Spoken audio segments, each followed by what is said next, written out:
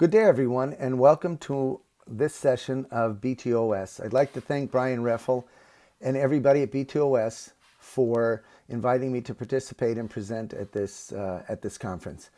I know we're all getting used to the new mode of conferences, but hopefully this will work well.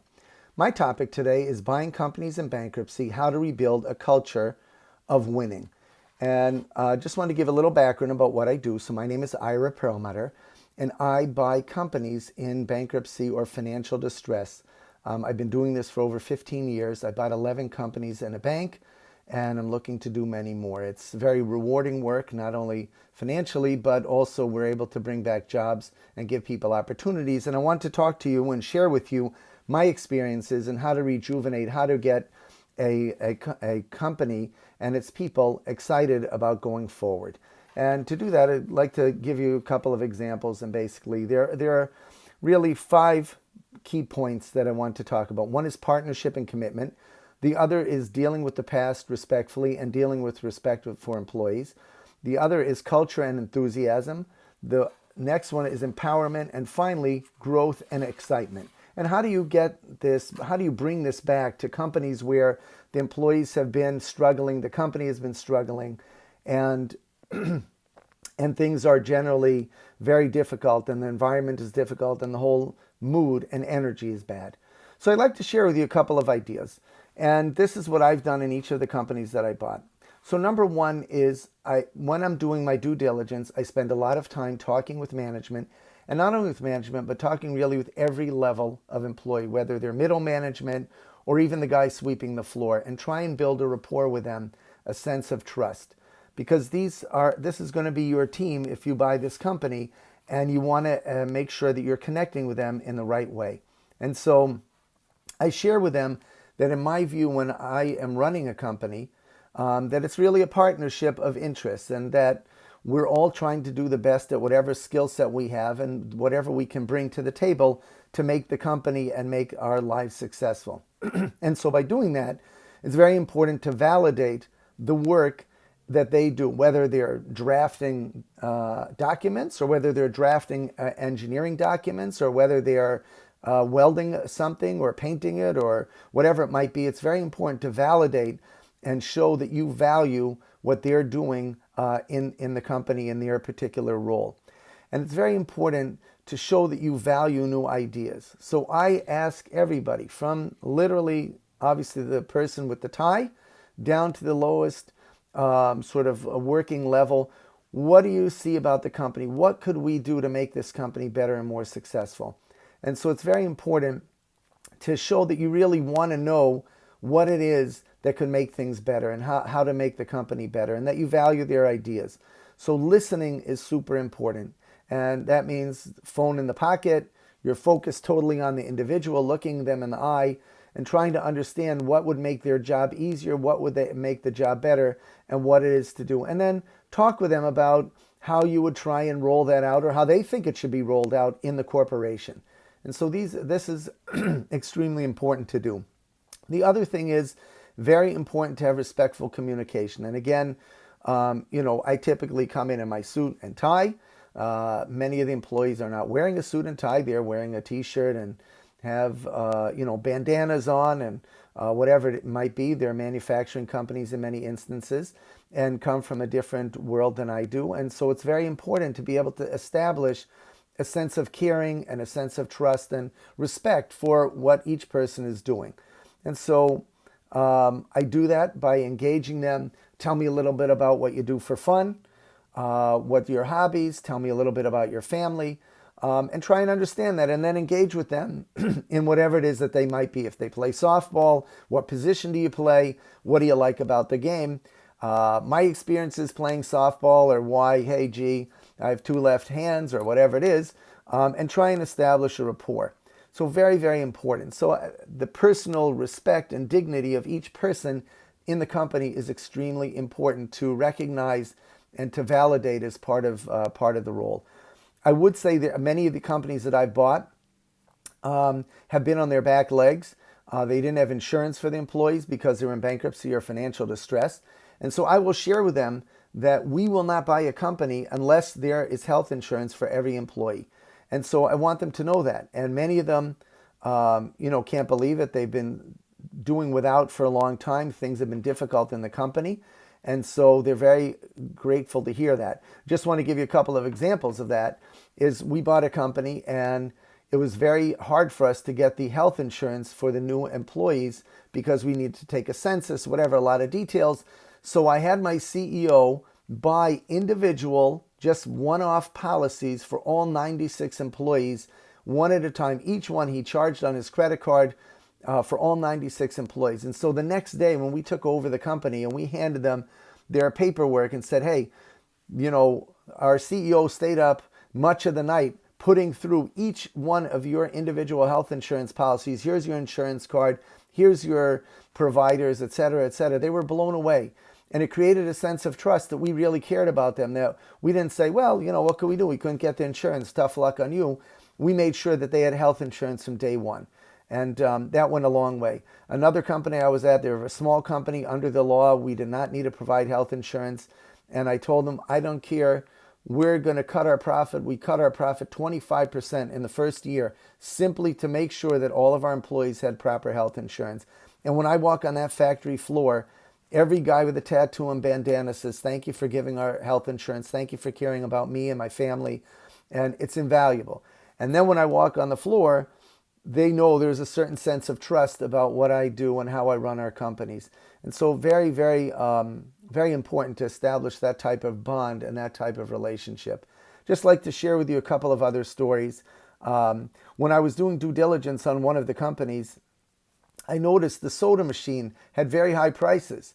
And, this is where the workers come to have lunch. And I said to an employee, why are these prices so high in here for the soda? He said, well, the owners, they own the soda machine and they get a kickback off that machine. And so, they want the price to be high. I said, I'm telling you one thing. When I buy this company, we're going to charge the cost of the soda and that is it. We're not going to make money on our employees' backs by charging them extra to buy a soda. And sure enough, the first thing I did when I came in was we replaced those soda machines. We put in new ones. And it was even written up in the local newspaper how the new owners care about their employees and got them a new soda machine where all they do is pay and buy soda at cost.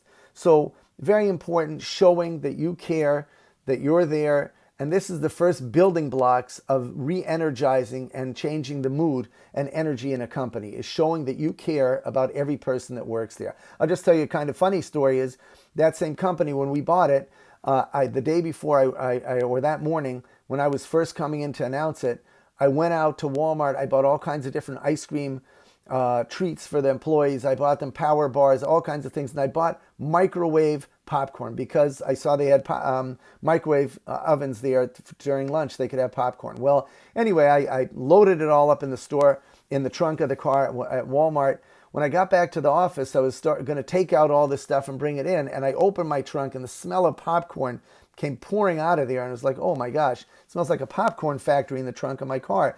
And then I realized that we were having our very first corporate visitors that day to come inspect their vehicle that we had built. And I thought, maybe I better not bring this popcorn in the building today. They're going to think we're running a popcorn factory here as opposed to making garbage trucks. So very important. I personally handed out ice creams at lunch. I went around with 3 different boxes. Do you want chocolate? Do you want vanilla? Do you want strawberry? What do you want? Here it is.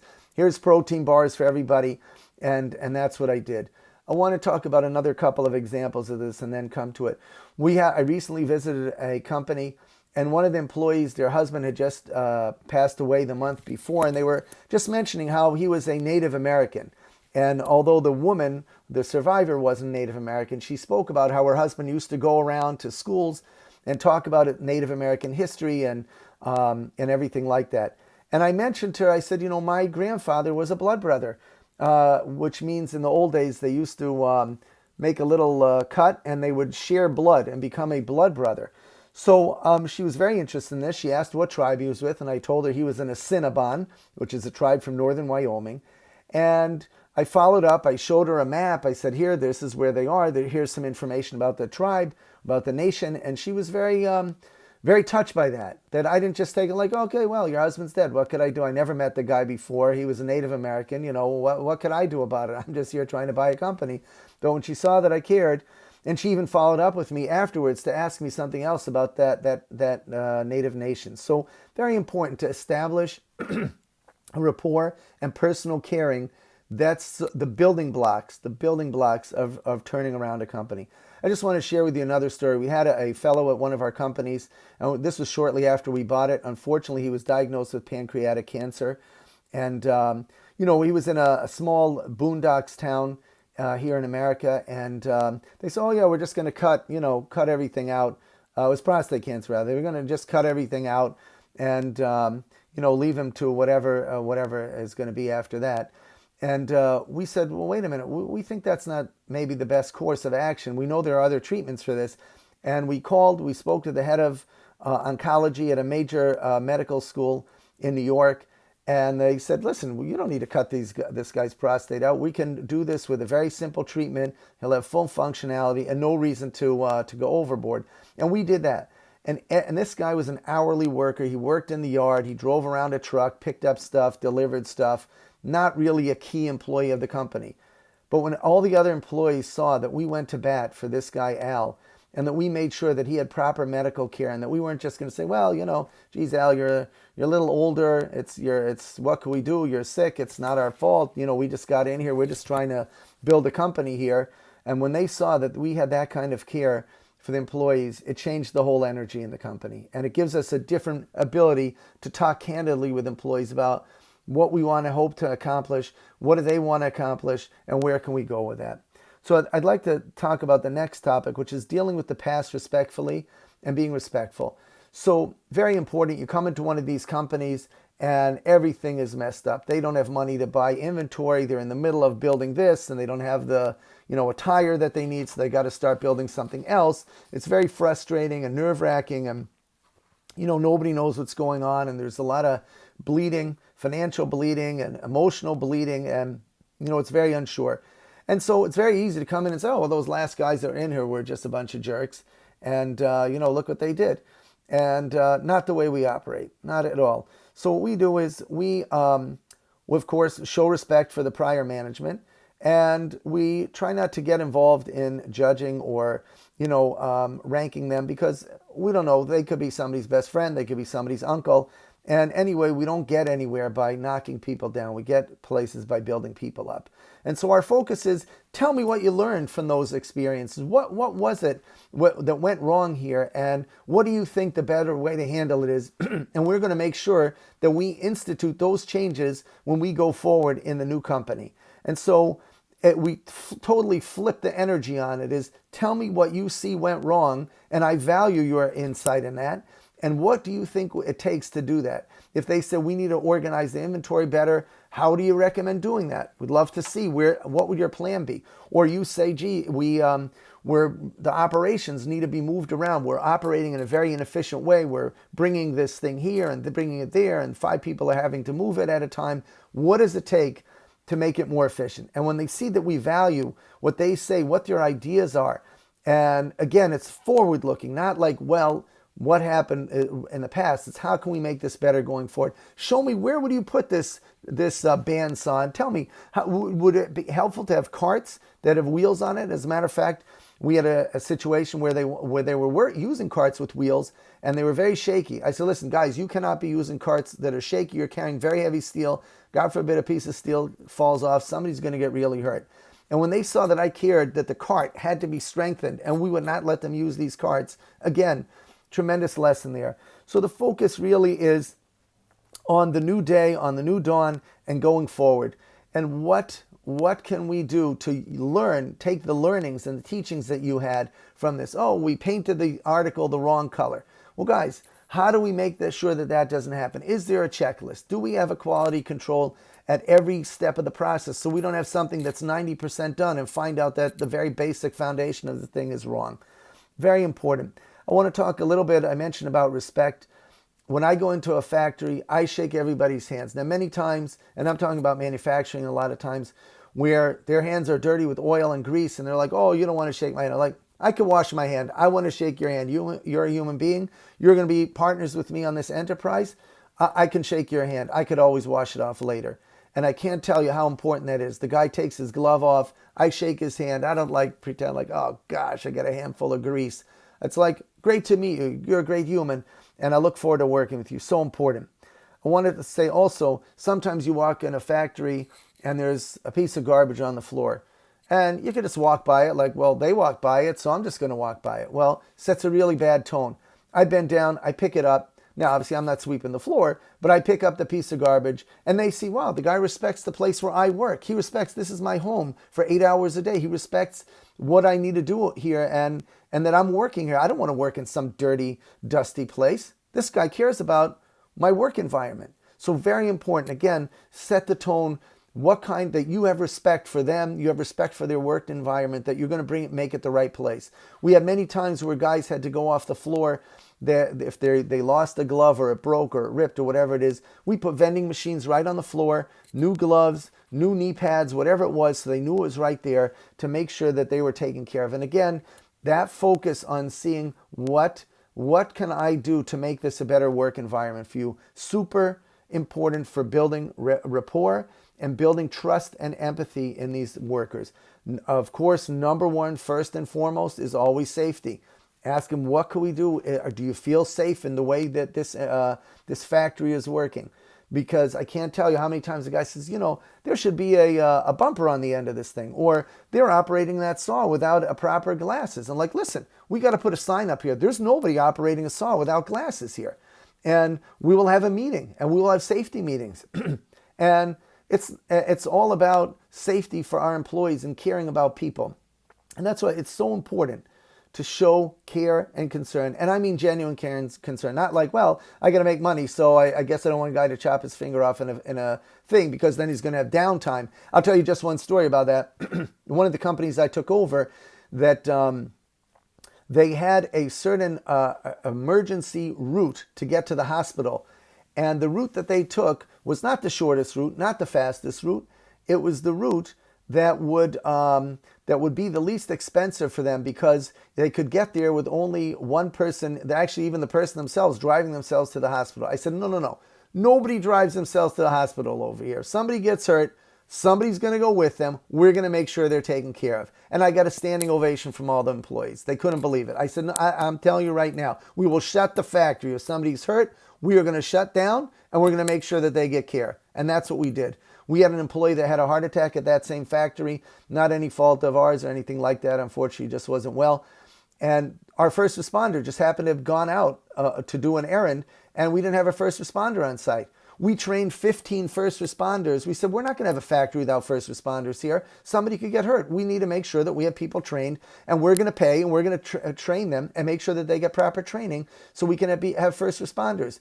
And then when we went to the biggest trade show of the year, we had a huge banner on the side of our truck that said, in memory of this and this gentleman who had passed away, and that we are part of the American Heart Association training program, and et cetera, et cetera. So again, people, the employees see we care about our workers. We care about your life, what you're doing, your family, and how to do everything. And that's so important. Once you built those bonds, that human bond of a relationship, then you can start saying, hey, guys and gals, listen, we want to make this better. Here's some ideas we have. We're going to need everybody to work a little bit harder or maybe a little bit longer or whatever it is, or do something in a different way that maybe you've never done before. But we're going to be with you. And because we built that bond of respect and trust and caring, we get buy-in. And all of a sudden, it's a whole new world. And so, very important. Also, when I do my factory tours, when I'm doing due diligence, or when I make a visit at the factory, I stop, I look at the work, and again, I'm talking about in the sort of the factory milieu of manufacturing. I stop and look at their work. I say, wow, Eric, how do you get this curve so perfect on this piece of metal or this paint job? I can see myself in it. Always praising their work so they see that I appreciate how hard it was for them to actually get that thing right. Because many of these processes are difficult or smell bad, or their hand is right near a saw, and you got to show that you appreciate their work. And so I will do that and walk around, and it has to be genuine. I'm not talking about fake, oh yeah, this is a great job, blah, blah, blah, who cares? I'm talking about really appreciating how much work goes into whatever it is that they're doing and showing that you care and you appreciate the artsmanship and the craftsmanship in what they're doing. Also, very important to sponsor and do lunches or different things like that to show, again, that you care about people. Every Thanksgiving, we make sure everybody gets a turkey. On Christmas or the holidays, we make sure they get a gift card that's personally handed out. Thank you for doing a great job this year. Thank you for helping us out. We really appreciate it. Making sure that there's things, we try and do fun activities. Everybody, we've rented out a water park for the day. We're going to go take a day off. They can't believe it. A guy in a suit is coming. They're going to have a party at a water park. They can't believe it. Bring your family, bring your friends. We want you to know we are a team. And so important to build that team spirit. The other thing is, and this is empowerment, is show that you value people's ideas. Now, I will tell you, no matter how stupid it is, you got to show respect. So somebody says, hey, I think we should move this and this. Hey, Harry, tell me a little bit about why you think that. Let's think about that. Let's think that through. What can we do about that? And let me see, maybe there's another way. Maybe it's really not a good idea. So you want to be able to deflect that and say, well, Harry, what if we did this? That would accommodate your need, but yet meet our need for efficiency or productivity or whatever it might be. But the importance is that you take the time to stop and listen. I remember a company that we took over.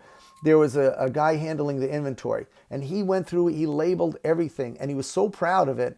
It was almost, I hate to stop by there because the guy took a half an hour every time to tell me how he categorized every nut and every bolt and how it was here and there, and he could find it, blindfolded. But I spent the half an hour. I told him, Greg, that is a great job. That's incredible what you did. And it's creating tremendous efficiencies, and I really respect the job that you did. So very, very important to listen and take the time to hear what others have to say and validate and respect and congratulate for that.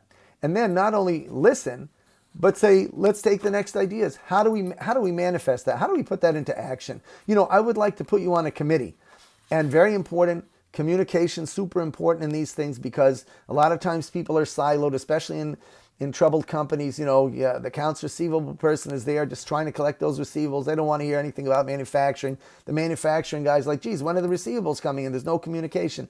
So I try and have meetings, cross-department meetings, so people can say and see how hard each person in the other department is working to make this a successful venture. So very important to have communication, sometimes even to put together committees. Hey guys, listen, you're in the inventory department, you're in the manufacturing department, you're in the shipping department. We seem to have some challenges here. Let's sit down, go through it all, respectful. Tell me what do you see is not working and how can we fix that? And then let's talk about it all together in a respectful way. Let's try it out. Let's see what we could do to make it better. So super important. And then the other thing is, of course, you want to talk about growing. And the last section is really about growth and excitement. How do you create that excitement in a company? And what I do is I talk, number one, about organic growth. Guys, we've got a great product here. We're just as good, maybe even better than the competition, but we can make this happen. If we all work together and we do it our hardest and we work our best, we can make this happen. And so creating that sense of pride in what it is that we're doing. We make the best fire truck. We make the best valve. Let's show you. And guys, let me give you some facts about the industry, and let me show you why our valve is so coveted, so desired by whoever it is who's our customer. And let them talk to the customers, where customers come in and say, wow, you guys are doing a great job. So important to do that. And then you want to talk about the position of the company in the industry. Guys, do you know we are a 100-year-old manufacturer and we have one of the best valves in the whole industry? And people say, wow, I never really knew that. I'm just here in Nowheresville, Oklahoma, making this valve. I never really knew we were the best valve in the industry. Oh yeah, heck yeah, you are. Do you know our valves ship all over the world? And we're used in the most important situations in the industry. And then talking with them about acquisitions, opportunities. How can I help you advance your career? Do you want to get cross-trained? Do you want to try and move into management? What could I do to help you grow in your career and grow this company? And so we talk about what would be a great new product for us to get. If we could get in a new product that maybe would be complementary or additive to what we're doing. And do you know of any? Give me some suggestions. What do you think would be a great thing to add to this? And so we're going to go out and we're going to buy other companies. And guess what? You're here with me first. You're going to help me oversee these other companies. You're going to help me do this. And so creates a real sense of excitement.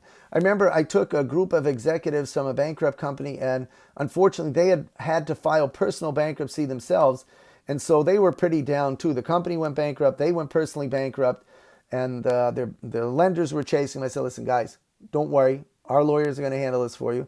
Let's go. And I took him. We went down to a trip in Jamaica to go, look at an acquisition.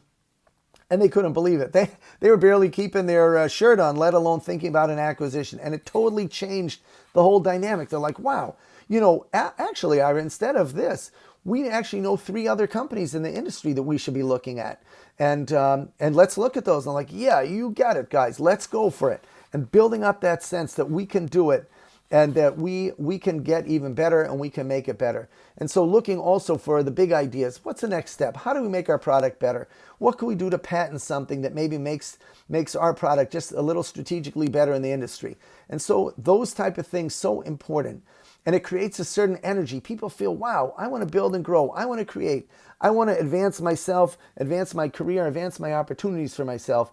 And this is what we do. And so again, the building blocks are partnership and commitment, dealing with the past respectfully and dealing respectfully with all employees and showing respect and care, and culture and enthusiasm for what it is they're doing, empowerment, talk to them, hey, I value your ideas. I don't know how to make a widget, but you guys are great at making widgets. Tell me, how can we make it better? How can we make it faster? What can we do to make the best widget in the industry? And finally, growth and excitement. What can we do to grow this business? What would be exciting for you to do? And what role do you want to see? Where do you see yourself in 5 or 10 years? And how can I, as manager and chairman of the company, how do I help you get there? How do I help you achieve your goals? I hope everybody found this of interest. Anybody's welcome to contact me. You can get my contact information from the conference website. Thank you so much. And again, thank you, Brian, and the whole BTOES staff. Really outstanding conference. I'm so excited to be there.